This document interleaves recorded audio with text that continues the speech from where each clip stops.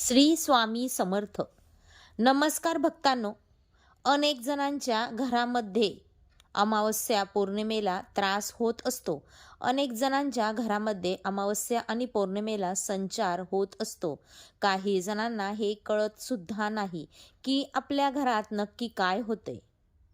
तुम्हाला कधी असं जाणवलं आहे का की अमावस्या आणि पौर्णिमेला तुमच्या घरात त्रास होतो, भांडण होतं? घरात तुम्ही कधी ऑब्झर्व केलं आहे का की अमावस्या आणि पौर्णिमेला आपल्या घरात भांडण का होतात? नक्की काय होते? नक्की कारण काय आहे? तर अमावस्या जवळ आली की अमावस्येच्या 2 दिवस अगोदर आणि अमावस्या संपली की 2 दिवसांनंतर, तसेच पौर्णिमा जवळ आली की पौर्णिमेच्या 2 दिवस अगोदर आणि पौर्णिमेच्या नंतर 2 दिवस तुम्ही हे पाहिलं आहे का की तुमच्या घरात या दिवसात भांडणे होतात, कटकटी होतात? आणि जर नसेल पाहिलं तर आता अमावस्या जवळ येत आहे तेव्हा तुम्ही आवर्जून लक्ष द्या की या दिवसांमध्ये आपल्या घरामध्ये भांडण कलह होतोय. तेव्हा तुमच्या लक्षात येईल की तुमच्या घरात कुठल्या अदृश्य शक्ती आहेत का, किंवा कुठली बाधा केली आहे का, भूत पिशाच बाधा तुमच्या घरात आहे का, हे तुमच्या लक्षात येईल. या गोष्टींकडे आपण दुर्लक्ष केलं तर पुढे आयुष्यात आपल्याला गंभीर परिणामांना सामोरे जावे लागते आणि या परिणामांमुळे होणारे नुकसान हे कधीही भरून येणारे असते. कधी-कधी काय होते की आपल्या घरातील लोक सतत आजारी पडत असतात. अमावस्या पौर्णिमा आली की आजारपण सुरू होते. अमावस्या आणि पौर्णिमा आली की तुमच्या घरात छोटे-छोटे वाद होतात. या वादाचे रूपांतर तर मोठं भांडणमध्ये होत असेल किंवा घरातील व्यक्ती एका पाठोपाठ एक आजारी पडत असतील. अमावस्या पौर्णिमा जवळ आली की तुमचे बाहेर कोणाचे तरी भांडण होत असेल किंवा समजा लोकांचा तुमच्याकडे बघण्याचा दृष्टिकोन या काळात बदलत असेल, या दरम्यान तुमचे एखादं काम होत असेल तर त्या कामांमध्ये अचानक अडचणी निर्माण होत असतील आणि ते काम तुमचं होत नसेल तर अशी लक्षणे तुम्हाला दिसत असतील तर आत्ताच सावध राहा. तसेच अमावस्या पौर्णिमेच्या दरम्यान तुम्हाला स्वप्नांमध्ये भूत दिसणे, मेलेली माणसे दिसणे किंवा स्वप्नांमध्ये तुम्ही एकट्यातच पडक्या ठिकाणी गेला आहात की तिथे खूप अंधार आहे असं जर तुम्हाला दिसत असेल किंवा स्वप्नांमध्ये तुम्हाला असं वाटत असेल की तुमच्या छातीवर कोणीतरी बसलं आहे, झोपेत तुम्हाला असं वाटत असेल की तुमचा श्वास गुदमरतोय, तुम्ही आवाज देत आहात पण तुमचा आवाज ऐकू येत नाही किंवा तुम्हाला घरामध्ये सतत तसे भास होत असतील की घरामध्ये कोणीतरी आहे किंवा तुम्ही एखादी वस्तू ठेवली असेल आणि अमावस्या पौर्णिमेच्या दरम्यान या वस्तूची जर जागा बदलत असेल आणि परत ती वस्तू आहे त्या जागेवर असेल तर लक्षणे तुम्हाला जाणवत असतील तर 100% तुमच्या घरावर कोणीतरी बाधा केली आहे.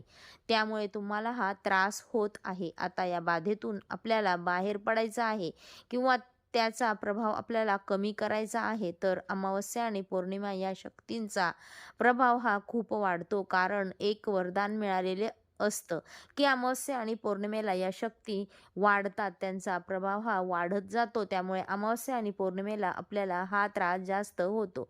आता या शक्तीचा प्रभाव कसा कमी करायचा आणि त्यातून बाहेर पडण्याचा मार्ग कसा काढायचा, तर यासाठी आपल्याला एक काम करायचं आहे की हा उपाय करायचा आहे तर तो म्हणजे आपल्या दत्तगुरूंना शरण जायचं आहे. कारण ब्रह्मा, विष्णू आणि महेश्वर म्हणजेच दत्तगुरू आहेत आणि हे विश्व यांनी निर्माण केलेले आहे.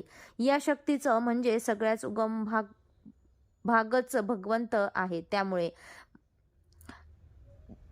देवाचं नामस्मरण करायचं आणि ह्या सर्वत्र त्रासातून तुम्हाला फक्त दत्तगुरू बाहेर काढतील. यामुळे फक्त दत्तगुरूंचं शरण जायचं आहे. तसेच या तुमच्यावर अमावस्येचा बाधा केली असेल तर तुमचा फक्त अमावस्येला त्रास होतो, तर पौर्णिमेला कोणी बाधा केली असेल तर पौर्णिमेला त्रास होतो.